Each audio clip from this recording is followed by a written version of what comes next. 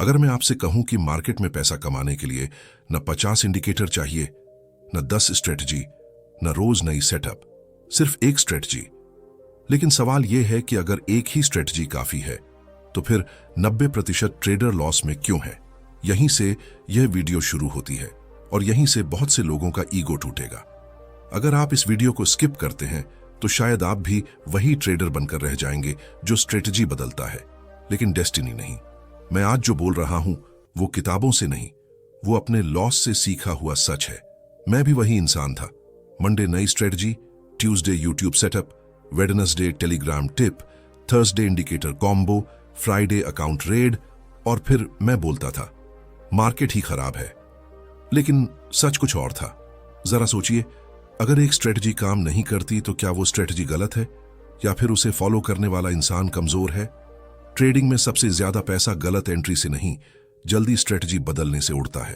आप लॉस में गए, स्ट्रेटजी बदली, फिर लॉस, फिर बदली, और अंत में आप कंफ्यूज हो गए, कॉन्फिडेंस टूट गया, डिसिप्लिन खत्म हो गया और मार्केट ने आपको बाहर फेंक दिया।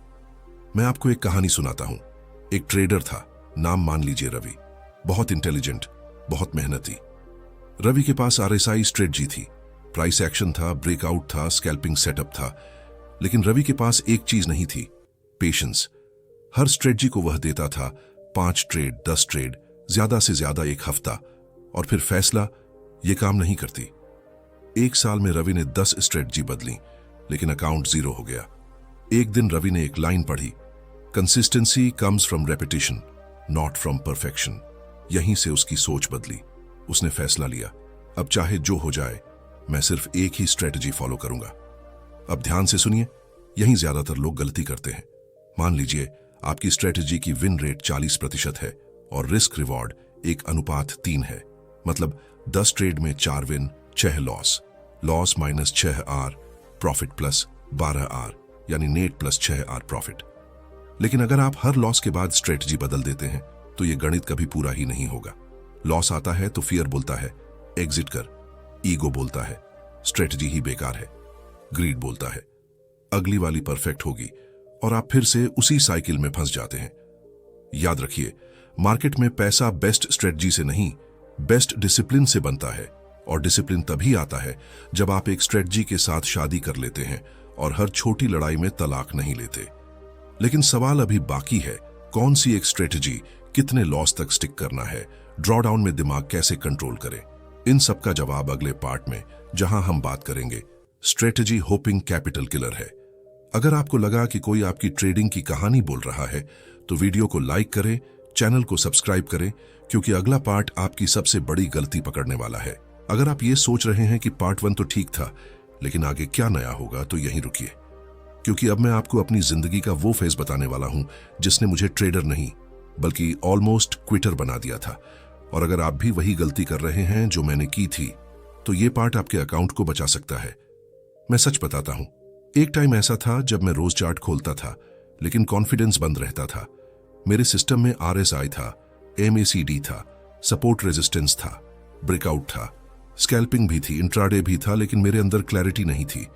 हर ट्रेड से पहले मेरे दिमाग में एक ही लड़ाई चलती थी, यार कल वाली स्ट्रेटजी लॉस दे गई, आज कुछ नया ट्राई करते हैं। और यहीं से स्ट्रेटजी हॉपिंग शुरू हुई। मैं आपको एक सीन बताता हूं। मंडे नई स्ट्रेटजी, पहला ट्रेड लॉस। ट्यूसडे यूट्यूब पर search 100% accuracy strategy. Wednesday Telegram channel join. Thursday एक और indicator add. Friday account red, confidence 0। और वीकेंड पर मैं बोलता था नेक्स्ट वीक फ्रेश स्टार्ट। लेकिन सच ये था, हर वीक मैं खुद को ही धोखा दे रहा था। अब ध्यान से सुनिए, स्ट्रेटजी हॉपिंग कोई बड़ी गलती नहीं लगती, लेकिन यही वो चीज है जो धीरे धीरे कैपिटल को खा जाती है। क्योंकि हर नई स्ट्रेटजी का मतलब है नया लर्निंग कर्व, हर लॉस का मतलब अधूरी प्रोबेबिलिटी, और हर एग्जिट का मतलब इनकम्प्लीट डेटा। आप कभी जान ही नहीं पाते कि स्ट्रेटजी सच में काम करती है या नहीं। एक दिन ऐसा भी आया, मैं चार्ट देख रहा था और मन में आया, शायद ट्रेडिंग मेरे बस की बात नहीं। और ये लाइन मेरे लिए सबसे ज्यादा डेंजरस थी, क्योंकि प्रॉब्लम मेरी कैपेबिलिटी नहीं थी, प्रॉब्लम मेरी इंपेशेंस थी। मैं आपको सच बताऊं, मैं स्ट्रेटजी नहीं बदल रहा था, मैं लॉस से भाग रहा था। लॉस आते ही सिस्टम पर डाउट, खुद पर डाउट, मार्केट को ब्लेम और फिर नई स्ट्रेटजी, एक उम्मीद की तरह। लेकिन उम्मीद से ट्रेडिंग नहीं चलती। एक दिन मैंने अपना जर्नल खोला और देखा हर स्ट्रेटजी में 5 से 10 ट्रेड के बाद मैं एग्जिट कर चुका था। तभी मुझे समझ आया, मैं स्ट्रेटजी को नहीं, खुद को टेस्ट कर रहा था। याद रखिए, स्ट्रेटजी हॉपिंग सिर्फ स्ट्रेटजी बदलना नहीं है, ये डिसिप्लिन को मारना है। अब सिंपल लॉजिक समझिए। मान लीजिए किसी स्ट्रेटजी को प्रॉफिटेबल होने के लिए 100 ट्रेड चाहिए और आप क्या कर रहे हैं? 10 ट्रेड के बाद एग्जिट, 15 ट्रेड के बाद एग्जिट, 8 ट्रेड के बाद एग्जिट। तो आप कभी 100 तक पहुंचेंगे ही नहीं और फिर बोलेंगे मार्केट ही फेक है। सबसे बड़ी प्रॉब्लम यह थी, मेरा ईगो बोलता था मैं गलत कैसे हो सकता हूं, और डिसिप्लिन चुपचाप मर जाता था। लेकिन ट्रेडिंग में ईगो दुश्मन है और डिसिप्लिन ही पैसा है। उस दिन मैंने खुद से वादा किया, अब चाहे जो हो जाए, एक स्ट्रेटजी, एक रूल, एक सिस्टम, नो कॉम्प्रोमाइज। लेकिन सवाल अभी भी बाकी है, एक स्ट्रेटजी को कितने टाइम तक फॉलो करना चाहिए? लॉस के बाद कैसे जज करें कि स्ट्रेटजी गलत है या सिर्फ फेज? और पेशेंस डेवलप कैसे होती है? इन सब का जवाब पार्ट 3 में, जहां हम बात करेंगे एक स्ट्रेटजी कैसे पैसा बनाती है, प्योर लॉजिक और रियलिटी। अब तक मैं आपको यह बता चुका हूं कि स्ट्रेटजी होपिंग कैसे कैपिटल को मारती है। लेकिन अब असली सवाल यह है, अगर सिर्फ एक ही स्ट्रेटजी फॉलो करनी है तो वह पैसा कैसे बनाती है? क्योंकि सच्चाई यह है, हर स्ट्रेटजी लॉस भी देती है, तो फिर फायदा कहां से आता है? मेरा सबसे बड़ा कंफ्यूजन यही था। मैं एक समय बहुत कंफ्यूज था। मेरे दिमाग में एक ही सवाल घूमता रहता था, अगर मेरी स्ट्रेटजी लॉस दे रही है तो मैं कैसे मान लूं कि यही सही है? क्योंकि चार्ट पर लॉस हमेशा प्रॉफिट से ज्यादा लाउड होता है। लॉस इमीडिएट दिखता है, प्रॉफिट पेशेंस मांगता है। लॉस सिर्फ पैसों का नहीं होता। लॉस 3 जगह चोट करता है, अकाउंट, कॉन्फिडेंस और डिसीजन मेकिंग। और तीसरी चोट सबसे डेंजरस होती है, क्योंकि उसी के बाद हम रूल्स तोड़ते हैं। मैं आपको अपनी लाइफ का एक एग्जैक्ट सीन बताता हूं। मेरे सामने चार्ट खुला है, सेटअप परफेक्ट है, लेकिन पिछली 3 ट्रेड लॉस में जा चुकी हैं। एंट्री लेने से पहले मेरे हाथ रुक जाते हैं। दिमाग बोलता है इस बार स्किप कर दे, और यहीं से स्ट्रेटजी मरनी शुरू होती है। उस दिन मुझे एक कड़वा सच समझ आया, स्ट्रेटजी लॉस से नहीं मरती, स्ट्रेटजी स्किप करने से मरती है। क्योंकि जिस ट्रेड को आप स्किप करते हैं वही अक्सर बेस्ट रिस्क रिवॉर्ड देता है, रिकवरी करता है और सिस्टम को बैलेंस करता है। अब ध्यान से सुनिए, स्ट्रेटजी कभी भी हर दिन पैसा नहीं बनाती। स्ट्रेटजी पैसा बनाती है ट्रेड्स की एक सीरीज में, प्रोबेबिलिटी के जरिए, टाइम के साथ। एक सिंगल ट्रेड कभी स्ट्रेटजी नहीं होता। मान लीजिए मेरी स्ट्रेटजी कहती है 10 में से 4 ट्रेड विन, 6 ट्रेड लॉस और रिस्क रिवॉर्ड 1:3। अब अगर मैं लॉस के बाद एंट्री ही ना लूं या बीच में रूल्स तोड़ दूं तो यह मैथ कभी कंप्लीट नहीं होगा। मेरी सबसे बड़ी गलती यही थी। पहले लॉस आता था, फिर डाउट आता था, डाउट से हेजिटेशन आता था और हेजिटेशन से मिस्ड ट्रेड, और मिस्ड ट्रेड सबसे महंगा होता है। सच कहूं तो लॉस मुझे उतना डिस्टर्ब नहीं करता था जितनी यह फीलिंग करती थी। काश मैंने रूल फॉलो किया होता, क्योंकि लॉस एक्सेप्ट हो जाता है लेकिन रिग्रेट नहीं। एक दिन मुझे क्लैरिटी मिली, हर लॉस स्ट्रेटजी का प्रूफ नहीं होता। कभी कभी वह सिर्फ एक फेज होता है। मार्केट कभी ट्रेंडिंग होता है, कभी रेंजिंग होता है। स्ट्रेटजी हर फेज के लिए नहीं होती, लेकिन हर फेज के बाद फेज चेंज होता है। उसी दिन मैंने खुद से एक सवाल पूछा, क्या मैं स्ट्रेटजी जज कर रहा हूं या अपनी पेशेंस को? और उस जवाब ने थोड़ा दर्द दिया।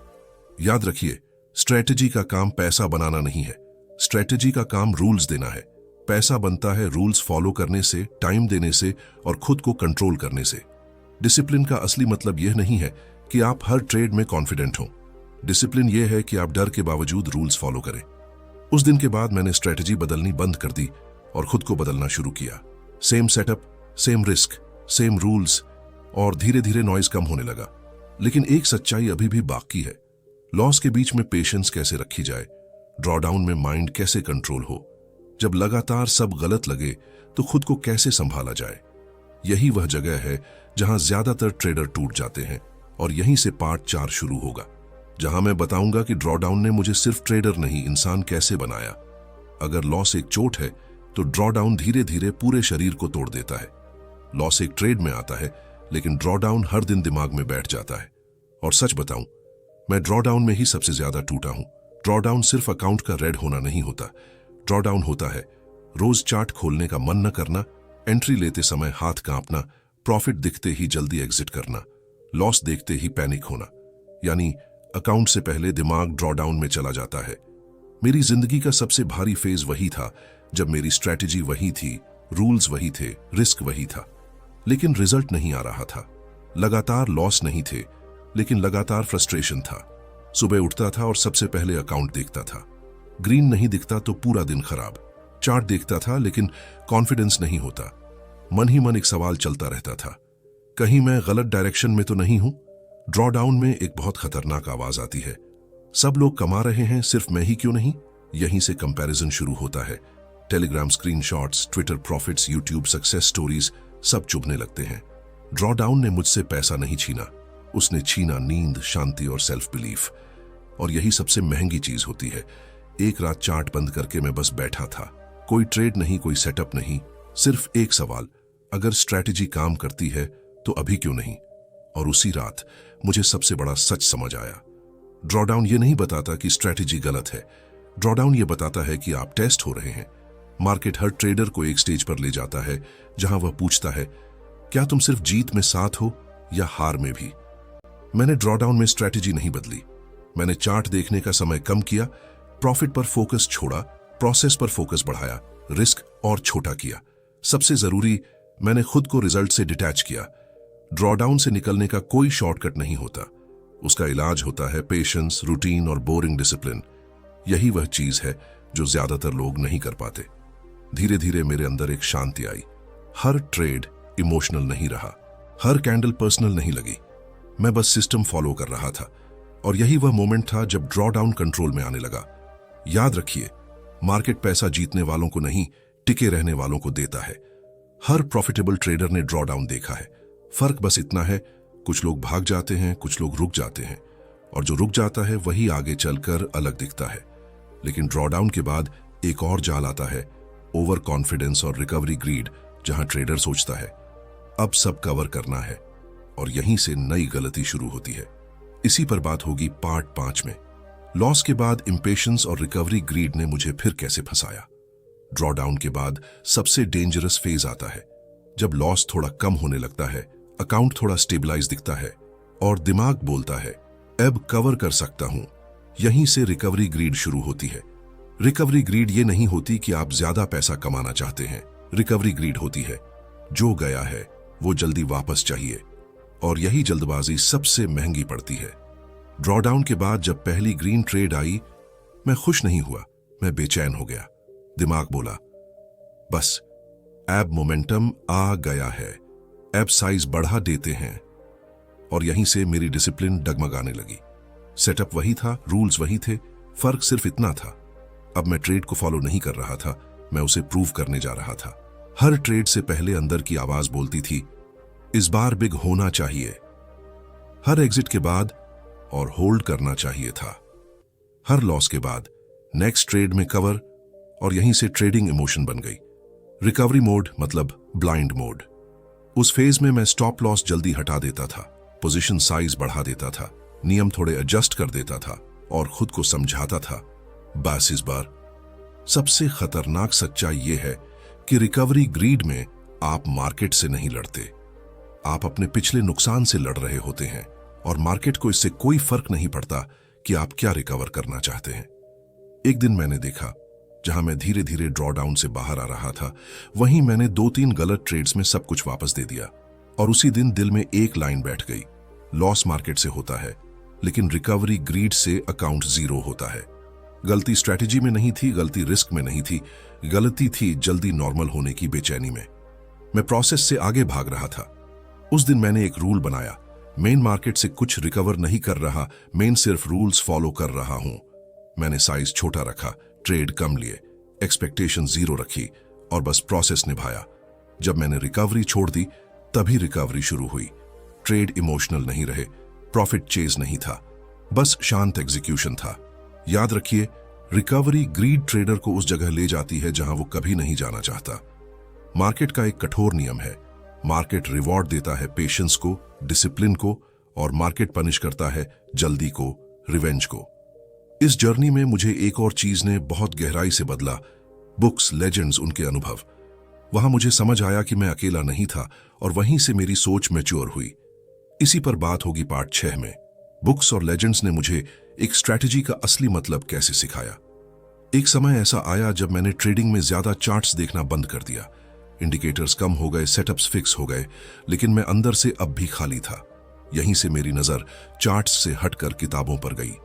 सच बताऊं, मैं किताब पढ़ने नहीं गया था, मैं जवाब ढूंढने गया था। सवाल सिर्फ एक था, अगर मैं गलत नहीं हूं तो फिर गलत कौन है। जब मैंने ट्रेडिंग इन द जोन पढ़ी तो लगा जैसे कोई मुझे आईना दिखा रहा हो। एक लाइन आज भी याद है, the market doesn't know you exist. और वहीं मेरी पर्सनल ट्रेडिंग मर गई। मैं समझ गया, मार्केट आपको प्रूव नहीं करना चाहता, आपको रिवॉर्ड देने का वादा नहीं करता, आपकी मेहनत नहीं देखता। मार्केट सिर्फ प्रोबेबिलिटी समझता है। फिर मैंने reminiscences of a stock operator पढ़ी और एक बात अंदर बैठ गई, it never was my thinking that made the big money, it was my sitting. और मुझे समझ आया, मैं स्ट्रैटेजी से नहीं, जल्दी उठ जाने से हार रहा था। मैंने जितने लीजेंड्स पढ़े सब में एक बात कॉमन थी, setup simple, rules clear, execution boring, लेकिन पेशेंस ब्रूटल। मैं सोचता था ग्रेट ट्रेडर वो होता है जो हर मूव पकड़ ले। किताबों ने सिखाया, ग्रेट ट्रेडर वो होता है जो ज्यादातर मूव छोड़ देता है। मार्क डगलस की एक बात मेरे अंदर गहराई से बैठ गई, एवरी ट्रेड इज यूनिक। मतलब पिछले लॉस का बदला नहीं, अगले प्रॉफिट की गारंटी नहीं, सिर्फ इस ट्रेड का प्रोसेस।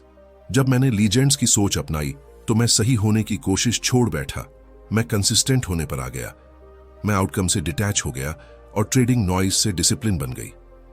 याद रखिए, स्ट्रैटेजी मार्केट को नहीं हराती, स्ट्रैटेजी ट्रेडर को स्टेबल बनाती है। स्ट्रैटेजी कम बदलो, रूल्स कभी मत बदलो, साइज धीरे बढ़ाओ, ईगो बाहर रखो।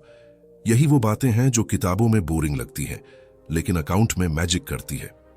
उस दिन के बाद मैंने स्ट्रैटेजी बदलना छोड़ दिया, मैंने खुद से लड़ना छोड़ दिया और ट्रेडिंग धीरे धीरे सिंपल होती चली गई। एक स्ट्रैटेजी को सिस्टम कैसे बनाया जाए, रूल्स को लाइफ में कैसे उतारा जाए और कैसे ये सब लॉन्ग टर्म पैसा बनाता है।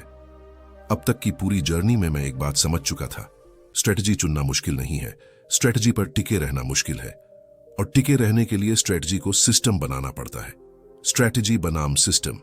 मेरी भाषा में स्ट्रैटेजी सिर्फ बताती है कहां एंट्री, कहां एग्जिट, लेकिन सिस्टम बताता है कब ट्रेड नहीं करना है, कितना रिस्क लेना है, कब रुक जाना है और कब खुद को बचाना है। और यहीं ज्यादातर ट्रेडर फेल होते हैं।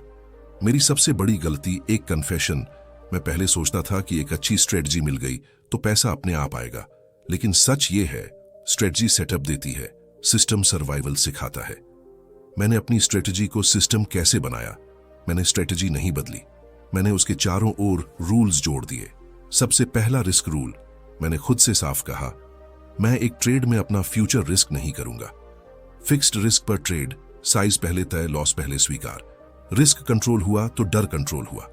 ट्रेड सिलेक्शन रूल, पहले मैं हर सेटअप लेता था, अब सिर्फ बेस्ट सेटअप, बाकी सब इग्नोर। मैंने सीखा नो ट्रेड भी एक ट्रेड होता है। लॉस लिमिट रूल, मैंने अपने लिए एक लाइन खींची, इसके बाद मैं मार्केट का नहीं खुद का नुकसान कर रहा हूं। Daily loss limit, weekly pause rule, रुकना भी सिस्टम का हिस्सा बन गया। माइंड रूल, सबसे मुश्किल, मैंने ये स्वीकार किया, हर दिन पैसा बनाना मेरा काम नहीं है। मेरा काम था रूल्स फॉलो करना, शांत रहना, ओवर रिएक्ट नहीं करना। माइंड स्टेबल हुआ तो एग्जीक्यूशन क्लीन हुआ। सिस्टम ने क्या बदला? अब ट्रेड लेने से पहले दिल नहीं, सिस्टम बोलता था। एक्साइटमेंट कम, डर कम, ड्रामा खत्म।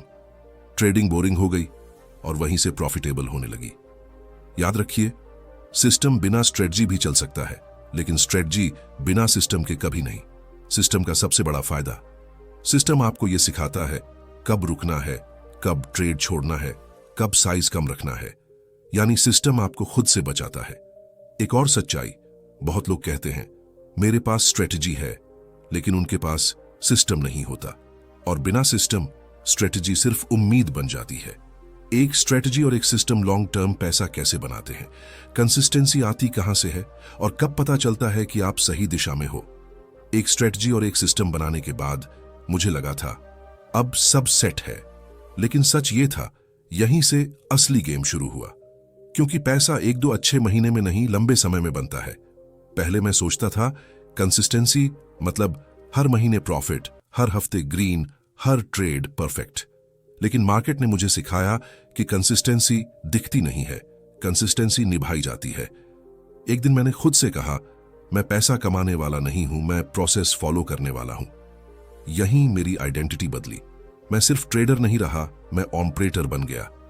फिर एक लंबा फेज आया जहां ना बड़ा प्रॉफिट था, ना बड़ा लॉस, बस एवरेज रिजल्ट। और ये फेज इमोशनली सबसे ज्यादा बोरिंग होता है। यही लोग कहते हैं कुछ तो बदलना पड़ेगा, लेकिन मैंने नहीं बदला। मैं रोज वही करता रहा, वही सेटअप, वही साइज, वही रूटीन। कोई एक्साइटमेंट नहीं, कोई चेज नहीं। धीरे धीरे इक्विटी कर्व स्मूथ होने लगी। कंसिस्टेंसी तब टेस्ट होती है जब कोई आपको देख नहीं रहा, कोई तारीफ नहीं कर रहा, कोई इंस्टेंट रिवॉर्ड नहीं है, बस आप और आपके रूल्स। एक दिन अचानक मुझे एहसास हुआ कि मैं चार्ट से इमोशनली अटैच नहीं हूं। ट्रेड मिस हुआ, फर्क नहीं पड़ा। लॉस आया, सिस्टम पर भरोसा रहा। प्रॉफिट आया, ओवर कॉन्फिडेंस नहीं। यही मैच्योरिटी आती है। याद रखिए, ट्रेडिंग में पैसा तेज चलने से नहीं, रोज चलने से बनता है। कंसिस्टेंसी का एक कठोर सच ये है कि इसका मतलब ये नहीं कि आप कभी गलत नहीं होंगे। इसका मतलब ये है कि आप गलत होने पर भी वही रहेंगे जो आप हैं। ज्यादातर लोग यहीं फेल हो जाते हैं क्योंकि इस फेज में एक्साइटमेंट मर जाती है, ईगो बोर हो जाता है, पेशेंस टूट जाती है और लोग फिर नई स्ट्रेटेजी ढूंढने लगते हैं। अब सवाल यह है, कब पता चले कि एक स्ट्रेटेजी सच में आपके लिए काम कर रही है और कब कॉन्फिडेंस रियल होता है और कब सिर्फ फेक। अब तक अगर आप यहां तक पहुंचे हैं तो मैं एक बात पूरे यकीन से कह सकता हूं, आप स्ट्रेटेजी ढूंढने नहीं, खुद को समझने आए थे। क्योंकि असली सवाल कभी यह था ही नहीं कि कौन सी स्ट्रेटेजी बेस्ट है। असली सवाल हमेशा यह था, क्या मैं खुद उस स्ट्रेटेजी के लायक बन पाया हूं? अब ध्यान से सुनिए, यह सबसे इंपॉर्टेंट हिस्सा है। स्ट्रेटेजी तब काम नहीं करती जब आपको लगातार प्रॉफिट मिले। स्ट्रेटेजी तब काम करती है जब लॉस के बाद भी आप रूल्स नहीं तोड़ते, प्रॉफिट के बाद भी आप ओवर कॉन्फिडेंट नहीं होते, बोरिंग फेज में भी आप कुछ नया ढूंढने नहीं भागते। यानी स्ट्रेटेजी तब काम करती है जब वो आपको कंट्रोल में रखती है। मेरे लिए काम करने का मतलब बदल चुका है। पहले मेरे लिए काम करने का मतलब था green day, fast recovery, big profit. आज मेरे लिए काम करने का मतलब है PS, predictable risk, stable mindset. और यही चीज लंबे समय में पैसा बनाती है। एक बहुत शांत सच्चाई है, एक दिन मैंने पीछे मुड़कर देखा, स्ट्रेटेजी वही थी, सिस्टम वही था, रूल्स वही थे, लेकिन मैं बदल चुका था। और तभी मुझे समझ आया, स्ट्रेटेजी ने पैसा नहीं बनाया, स्ट्रेटेजी ने मुझे वैसा इंसान बनाया जो पैसा संभाल सके। यही सबसे बड़ा मिथ टूटता है। बहुत लोग कहते हैं मुझे बस एक परफेक्ट स्ट्रेटेजी मिल जाए, लेकिन सच ये है, परफेक्ट स्ट्रेटेजी नहीं होती, परफेक्ट एग्जीक्यूशन होता है। और एग्जीक्यूशन प्रैक्टिस से आता है, स्ट्रेटेजी बदलने से नहीं। अगर आज कोई मुझसे पूछे एक स्ट्रेटेजी कब काम करती है, तो मेरा जवाब होगा जब आप उसे टाइम देते हैं, जब आप उसे सैंपल साइज देते हैं, जब आप ईगो बाहर रखते हैं, जब आप खुद को हीरो नहीं बनाते। बस एक आखिरी ईमानदार कन्फेशन, मैं आज प्रॉफिटेबल हूं इसलिए नहीं कि मैं स्मार्ट हूं। मैं प्रॉफिटेबल हूं क्योंकि मैंने ये एक्सेप्ट कर लिया, मैं मार्केट को नहीं जीत सकता, मैं सिर्फ खुद को कंट्रोल कर सकता हूं। याद रखिए और इसे लिख लीजिए, ट्रेडिंग में पैसा स्ट्रैटेजी बदलने से नहीं, स्ट्रैटेजी निभाने से बनता है। अगर आपने ये पूरी सीरीज सुनी है तो शायद आपको भी ये महसूस हुआ होगा, ये वीडियो ट्रेडिंग की नहीं थी, ये डिसिप्लिन की जर्नी थी। मैंने यहां कोई होली ग्रेल नहीं दी, कोई शॉर्टकट नहीं दिया, मैंने सिर्फ अपना सच रखा। अगर ये सीरीज आपके दिमाग में एक भी सही सवाल छोड़ गई है, अगर आपको लगा कि कोई आपकी ही ट्रेडिंग स्टोरी बोल रहा था, तो इस वीडियो को लाइक कीजिए क्योंकि ऐसे कंटेंट रेयर होते हैं। चैनल को सब्सक्राइब कीजिए क्योंकि आगे भी यही रियल नो फेक ट्रेडिंग बातें होंगी। और कमेंट में लिखिए सिर्फ एक लाइन, वन स्ट्रैटेजी, ताकि मुझे पता चले कि आप भी उसी रास्ते पर हैं जहां शॉर्टकट नहीं, सिर्फ प्रोसेस चलता है। मैं आपसे यह प्रॉमिस नहीं करता कि मार्केट आपको पैसा देगी, मैं सिर्फ इतना कहता हूं, अगर आप टिक गए तो मार्केट को देना ही पड़ेगा।